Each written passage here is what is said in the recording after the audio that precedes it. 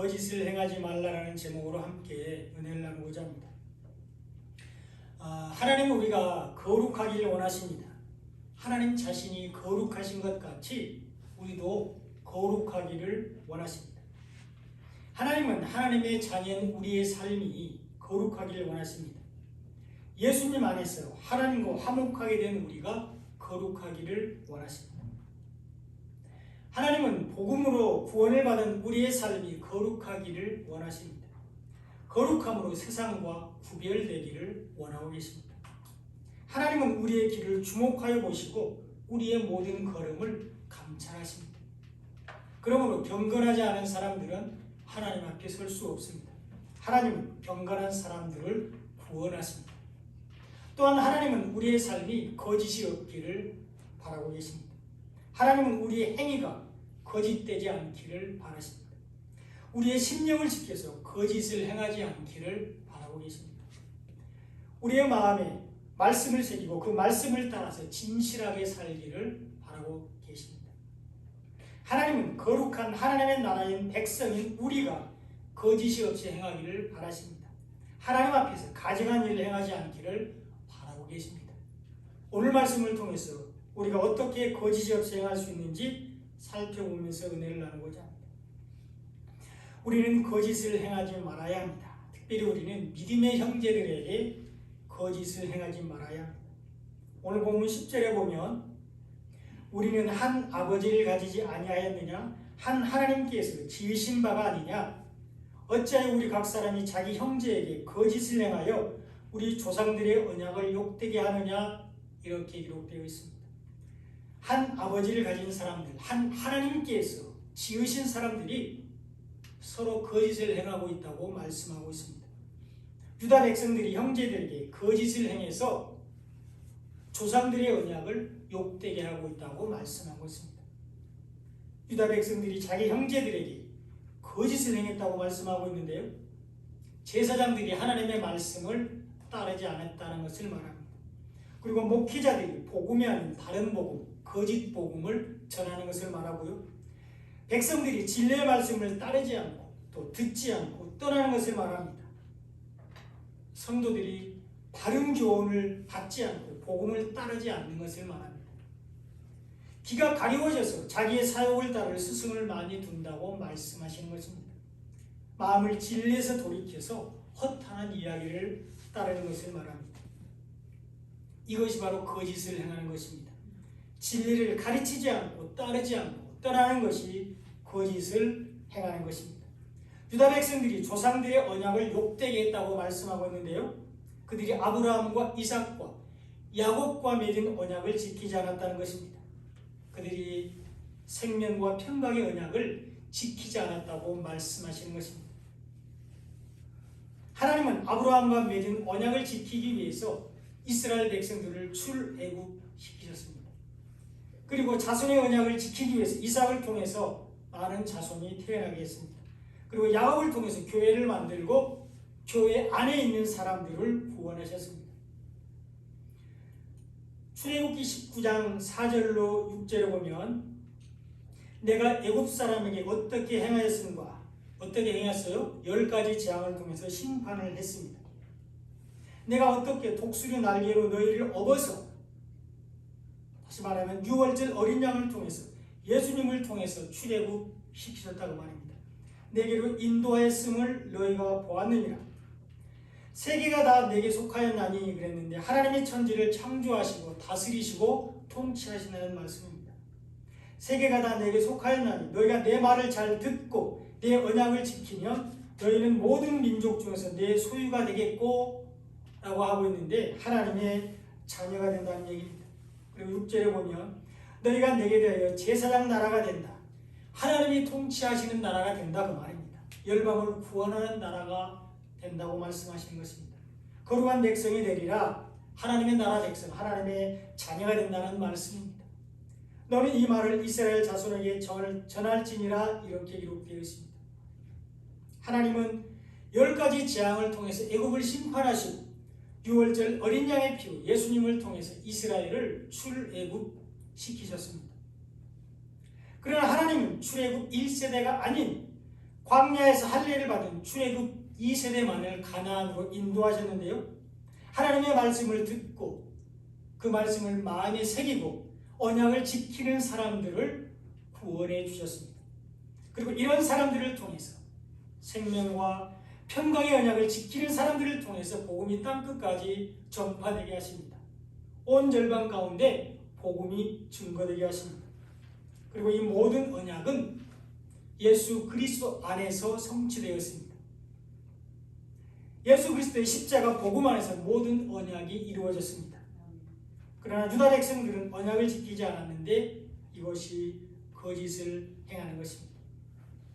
유다 백성들은 하나님의 성결을 욕되게 했습니다. 유다는 거짓을 행하고 가증한 일을 행하여 하나님의 사랑하시는 성결을 욕되게 했습니다. 우상을 숭배함으로 하나님의 거룩하심을 욕되게 했습니다. 오늘 본문 11절에 보면 유다는 거짓을 행하였고 이스라엘과 예루살렘 중에서는 가증한 일을 행하였으며 유다는 여호와께서 사랑하시는 그 성결을 욕되게 하여 이방신의 딸과 결혼했다, 이렇게 기록되어 있습니다. 유다 백성들은 진리를 떠남으로 거짓을 행했습니다. 하나님을 우상처럼 섬김으로 가증한 일을 행했습니다. 또한 유다 백성들은 이방신의 딸들과 결혼했는데 이것이 우상 숭배로서 하나님의 성결을 욕되게 하는 것입니다.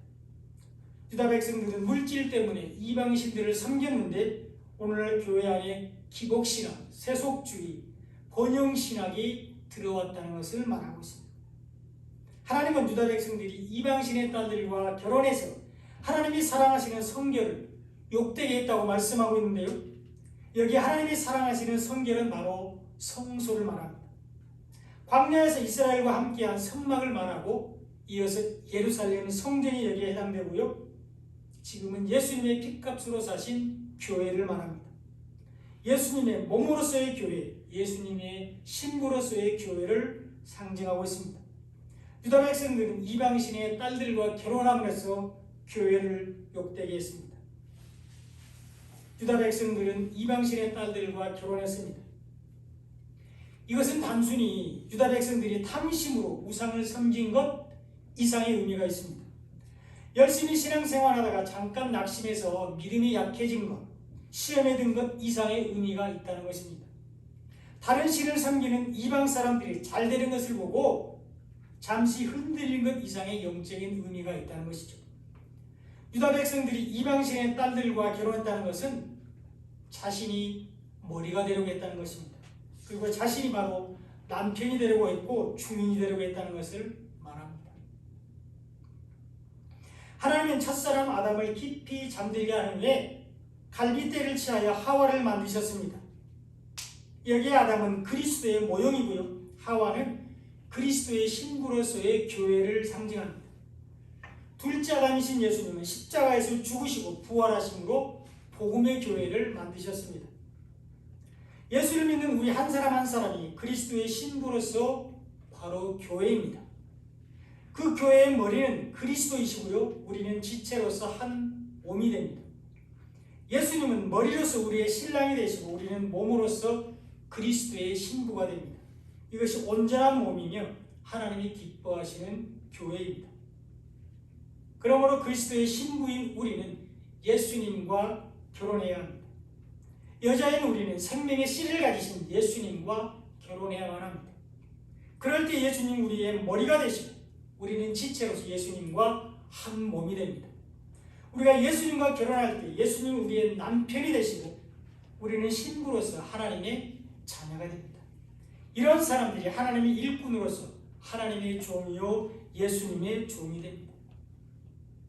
그런데 유다 백성들은 이방신의 딸과 결혼함으로써 자신이 머리가 되려고 했습니다. 자신이 남편이 되려고 했고 주인이 되려고 했습니다. 이것이 악입니다. 이것이 죄입니다. 이것이 소돔과 고모라가 멸망한 이유입니다. 여자인 소돔과 고모라 사람들이 남자 행세를 한 것이 바로 심판의 이유였습니다. 예레미야 3장 14절에 보면 여호와의 말씀이니라 배역한 자식들아 돌아오라 나는 너희의 남편이니라 내가 너희를 성읍에서 하나와 족속 중에서 둘을 택하여 너희를 시온으로 데려오겠다 이렇게 기록되어 있습니다. 하나님의 유다 백성들의 남편이 된다고 말씀하고 있습니다. 예수님이 우리의 신랑이라고 말씀하시는 것입니다. 하나님은 말씀으로 계신 분이시고 그 말씀이 육신이 되신 분이 바로 예수님이십니다. 예수를 믿고 복음을 받아들인 사람들이 영적인 아브라함의 자손이며 구원을 받는 유다 백성이 됩니다. 우리가 예수님과 결혼할 때 예수님이 우리의 남편이 되시며 이때 우리는 하나님의 성결을 거룩하게 할 수 있습니다. 우리가 그리스도의 신부가 되는 것이 하나님의 성결을 거룩하게 하는 것입니다. 에베소서 5장 23절에 보면 남편이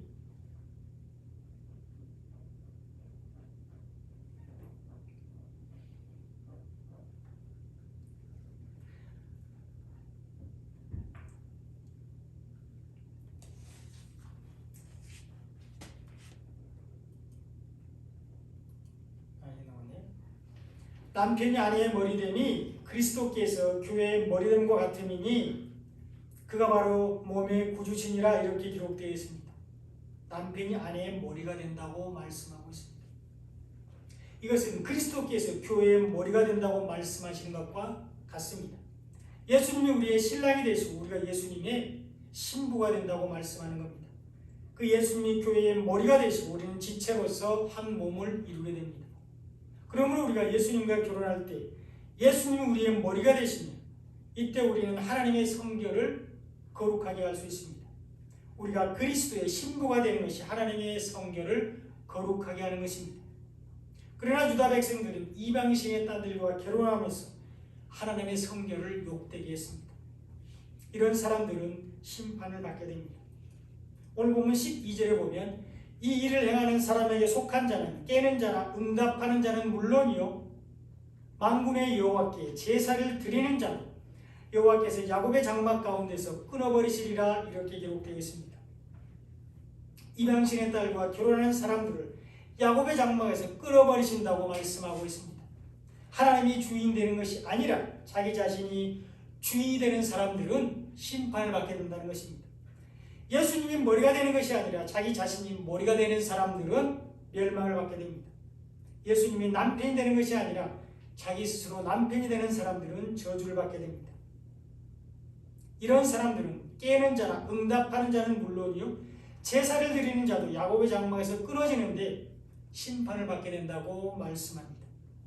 비록 그들이 교회 안에 있을지라도 비록 그들이 예배를 드릴지라도 구원에서 끊어지게 됩니다. 그리고 이런 사람들이 가장 불쌍한 사람들입니다. 이런 사람들이 교회 안에 있는 가라지로서 심판대의 불에 타버리게 됩니다. 이런 사람들이 모래 위에 집을 짓는 사람으로서 심판대에 무너지게 됩니다. 이런 사람들은 오히려 세상에 있는 사람들보다 더 불쌍한 사람들입니다. 평생 신앙생활 잘 했다고 자랑하고 구원의 확신을 가지고 살았지만 예수님은 이런 사람들을 향해서 내가 도무지 너희를 알지 못하니 불법을 행하는 자들아 내게서 떠나라 이렇게 말씀하십니다. 하나님의 뜻대로 행하는 사람들만 천국에 들어갑니다. 예수님의 말씀을 듣고 행하는 사람들만 영생을 받습니다. 생명과 평강의 언약 안에 있는 사람들만 구원을 받게 됩니다. 예수님과 결혼하는 사람들만 구원을 받습니다. 그리스도께서 교회가 머리 되신 것을 믿는 사람들만 천국에 들어갑니다. 예수님이 신랑이 되시고 우리가 예수님의 신부인 것을 믿는 사람들만 영생을 받게 됩니다. 그러나 이방신의 딸들과 결혼하는 사람들은 구원을 받지 못합니다. 이것이 거짓을 행하는 것이기 때문입니다. 이것이 하나님의 성결을 욕되게 하는 것이기 때문입니다. 하나님은 이런 사람들의 기도를 듣지 않으십니다. 오늘 본문 13절에 보면 너희가 이런 일도 행하나니 곧 눈물과 울음과 탄식으로 여호와의 제단을 가리게 하는도다. 그러므로 여호와께서 다시는 너희의 봉헌물을 돌아보지도 아니하시며 그것을 너희 손에서 기꺼이 받지도 아니하겠다 이렇게 말씀합니다. 유다 백성들은 하나님께 열심히 기도했습니다. 눈물을 흘리며 부지런히 기도했습니다. 그러나 그것이 여호와의 제단을 가리게 한다고 했는데 하나님이 그들의 기도를 듣지 않으시겠다는 겁니다. 그들이 언약을 잊어버리고 진리를 깨닫지 못하고 눈물만 흘리며 기도했기 때문입니다. 그들이 이방인들과 같이 중언부언하는 기도를 드렸기 때문입니다. 우리는 오직 약속의 말씀을 붙들고 하나님의 나라와 하나님의 의를 위해서 기도해야 됩니다. 그러면 우리의 사정과 형편을 아시는 주님께서 우리의 모든 필요를 풍족하게 채워주십니다. 하나님께서 유다 백성들의 봉헌물을 돌아보지도 않고 받지도 않으셨는데 그들이 언약을 지키지 않았기 때문입니다. 그들이 진리를 떠났기 때문입니다. 세상의 재물 때문에 땅의 것을 얻기 위해서 하나님께 봉헌물을 바쳤기 때문입니다. 자신들이 원하는 것을 하나님께서 채워주시기를 바라고 제물을 드렸기 때문입니다. 그러나 우리는 구원의 은혜를 알고 감사함으로 예배드려야 합니다. 하늘의 신령한 은사를 베푸신 하나님께 영과 진리로 예배해야 합니다. 온 마음과 뜻과 정성을 다하여 우리를 사랑하시고 선택하시고 우리를 부르시고 인도하신 하나님께 온전히 영광 올려드리는 예배를 드려야 합니다. 그러나 유다 백성들은 자기의 필요를 따라 기도했고 탐심으로 제사를 드렸습니다. 그러면서 기도를 들어주지 않고 제사를 기뻐하지 않는 하나님께 어찌 됨입니까? 이렇게 반문했습니다. 우리도 우리의 마음에 하나님의 말씀이 없으면, 우리의 마음에 생명의 말씀인 복음이 없으면, 우리가 말씀으로 무장하지 않으면 우리도 감히 하나님께 반문하게 됩니다. 주께서 어떻게 우리를 사랑하셨나이까? 우리가 어떻게 주의 이름을 멸시했습니까? 어찌 됨입니까? 이렇게 반문하게 된다는 것입니다. 그러므로 우리는 끊임없이 하나님께 우리의 귀를 만져주셔서 복음을 듣게 해달라고 기도해야 됩니다. 우리는 쉬지 말고 성령님께 우리의 마음을 만져주셔서 복음을 깨닫게 해달라고 기도해야 됩니다. 복음을 듣고 깨닫게 해달라고 기도해야 됩니다. 복음을 듣고 싶어도 듣지 못하는 사람들이 많기 때문입니다. 또 듣기는 들어도 깨닫지 못하는 사람들이 많기 때문입니다. 그러므로 우리는 할 수 있는 모든 방법을 동원해서 최선을 다해서 진리의 말씀, 생명의 말씀을 듣고 읽고 묵상하고 그 말씀을 마음에 새겨야 합니다. 그것이 바로 생명을 얻는 길입니다. 유다 백성들은 기도를 드려주지 않고 제사를 받지 않는 하나님께 어찌 되느니까 이렇게 반문했습니다. 하나님 그들의 기도를 들어주지 않고 제사를 받지 않으신 것은 그들이 교회에게 거짓을 행했기 때문입니다. 오늘 본문 14절에 보면 너희는 이르기를 어찌 됨이니까 하는도다. 이는 너와 내가 어려서 맞이한 아내 사이에 여호와께서 증인이 되시기 때문이라. 그는 내 짝이요 너와 서약한 아내로되 내가 그에게 거짓을 행하였다. 이렇게 기록되어 있습니다. 유다 백성들이 어려서 맞이한 아내에게 거짓을 행했다고 말씀합니다. 짝이요 서약한 아내에게 거짓을 행했기 때문에 기도를 들어주지 않으시고 제사를 받지 않으신다고 말씀하고 있습니다. 여기서 말하는 아내는 예수님의 신부로서 우리에게 주신 교회를 의미하는데요.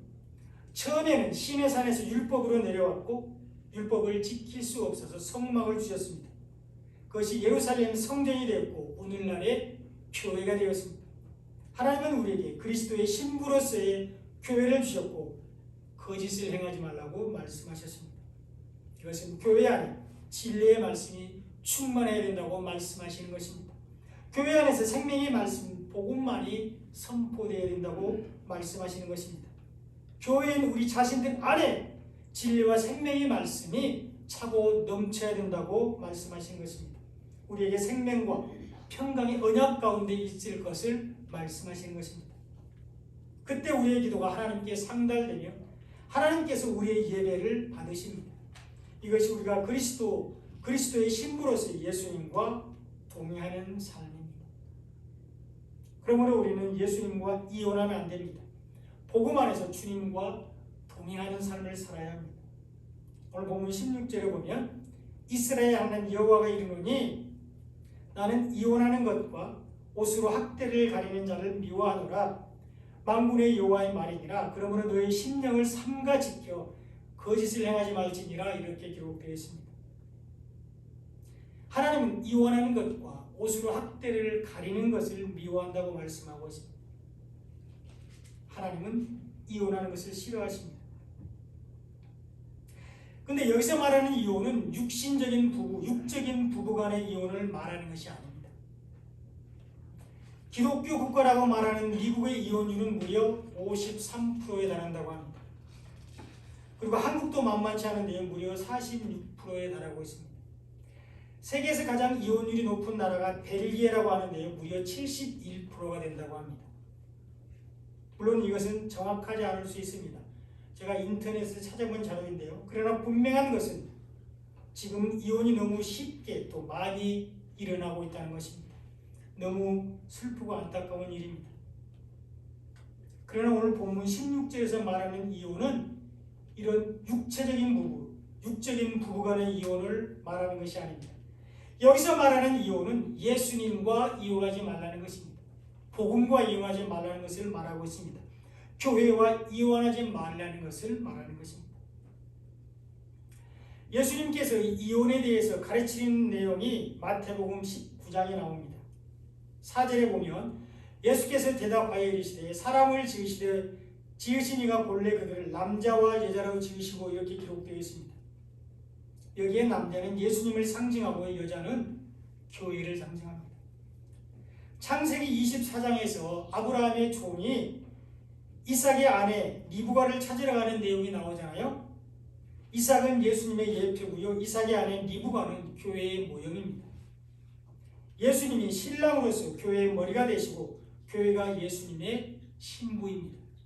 하나님은 우리를 구원하시기 위해서 예수님과 교회를 만드셨습니다. 이것을 바울이 에베소서 5장 31절로 32절에서 다시 설명해 주고 있습니다. 그러므로 사람이 부모를 떠나 그의 아내와 합하여 그 둘이 한 육체가 될지니 이 비밀이 크도다. 나는 그리스도와 교회에 대하여 말하노라. 이렇게 기록되어 있습니다. 다시 말하면 하나님이 만드신 남자와 여자는 그리스도와 교회를 말하는 것이죠. 예수님과 교회인 우리들을 말하고 있습니다. 이어서 마태복음 19장 5절에 보면 그러므로 여기서 사람은 예수님입니다. 예수님이 그 부모를 떠나서 예수님이 하나님을 떠나오셨잖아요. 성육신 하나님을 떠나서 이 땅에 오신 예수님을 말씀하고 있어요. 그러므로 사람이 그 부모를 떠나서 아내에게 합하여 그 둘이 한 몸이 될지라 하신 것을 읽지 못하였느냐 이렇게 말씀하고 있습니다. 예수님이 하나님을 떠나 이 땅에 오셔서 교회를 만드시고 교회와 한 몸이 되셨습니다. 예수님이 핏값으로 교회를 만드시고 교회와 하나가 됐습니다. 예수님은 우리의 신랑이 되시고 우리가 예수님의 신부가 되었습니다.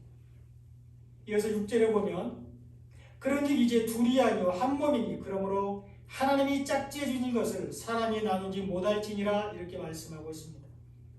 예수님과 교회가 한 몸이라는 것입니다. 예수님과 교회가 하나가 되었다는 것입니다. 우리가 복음 안에서 예수님과 하나가 되었다고 말씀하시는 것입니다.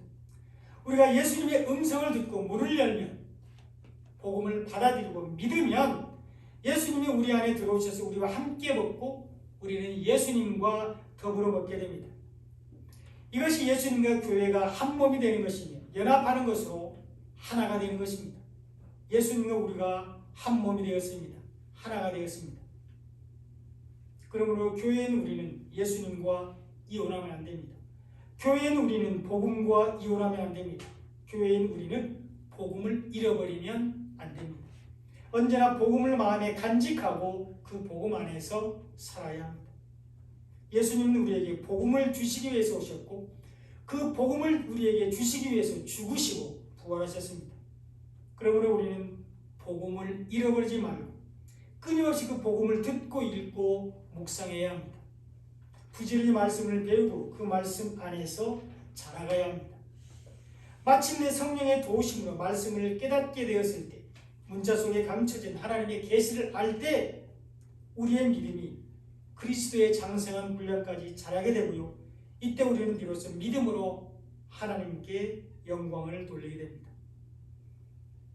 하나님은 우리가 복음의 능력을 깨닫기를 원하십니다. 하나님은 우리가 문자 속에 감춰진 하나님의 창세적 구원 계획을 알기를 원하십니다. 그러나 이것은 세상의 지식과 학문으로는 도저히 알 수 없는 하나님의 비밀입니다. 오직 성령께서 깨닫게 해주시고 알게 해주셔야 되는데 복음을 받아들이고 믿는 사람들 안에 성령이 계시고 그 성령이 복음의 능력과 하나님의 비밀을 알게 해주십니다. 그러므로 우리가 계속해서 생명의 말씀인 복음을 우리의 마음에 심을 때 성령의 역사가 강하게 일어나는데 하나님의 구원 계획을 깨닫고 하나님께 감사하게 됩니다. 예수님의 사랑을 깨닫고 예수님께 감사하게 됩니다. 예수님의 사랑을 입은 형제들과 그 사랑을 입어야 할 사람들을 사랑하게 됩니다. 하나님은 사랑이시고 그 사랑을 실천하신 분이 바로 예수님이시고 우리가 서로 사랑하는 것이 우리가 복음 안에 있다는 증거이기 때문입니다. 다같이 오늘 보면 16절 한번 읽어보겠습니다. 시작. 이스라엘의 하나님 여호와가 이르노니 나는 이혼하는 것과 옷으로 학대를 가리는 자를 미워하노라.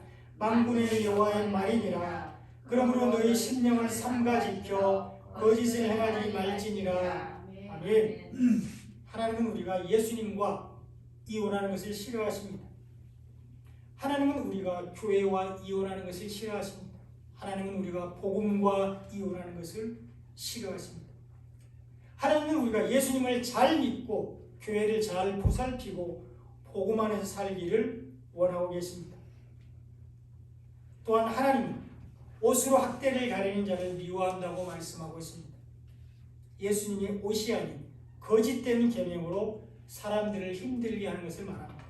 복음이 아닌 율법의 무거운 멍에를 매게 하는 것을 말하는 것입니다. 생명의 말씀이 아닌 진리의 말씀이 아닌 복음이 아닌 거짓 복음, 다른 복음을 가르치고 전하는 것을 말합니다.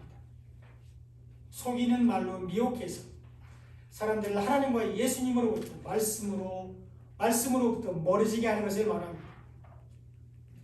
그러므로 우리는 심령을 지켜서 거짓을 행하지 말아야 됩니다. 하나님은 우리에게 심령을 지켜서 거짓을 행하지 말라고 말씀하셨습니다. 우리는 심령을 지켜서 거짓을 행하지 말아야 합니다. 그러기 위해서 우리는 진리로 우리의 마음을 가득 채워야 합니다. 그러기 위해서 생명의 말씀으로 우리의 마음을 가득 채워야 합니다. 이것이 우리가 예수님에게서 듣고 예수님 안에서 가르침을 받는 것입니다. 이때 우리는 유혹의 욕심을 따라서 썩어져가는 구속을 따르는 옛사람을 벗어버리게 됩니다. 이때 우리는 심령이 새롭게 되어 의와 진리의 거룩함으로 지으심을 받은 새 사람이 됩니다. 이때 우리는 거짓을 버리고 이웃과 더불어서 참된 것을 말하게 됩니다. 이때 우리의 마음이 새롭게 되어 하나님의 선하시고 기뻐하시고 온전하신 뜻을 분별하게 됩니다. 이때 우리는 그리스도 안에서 새로운 피조물이 됩니다. 구원을 받게 됩니다. 이런 은혜와 축복이 넘쳐나시기를 예수님의 이름으로 축원드립니다. 아멘. 기도하겠습니다.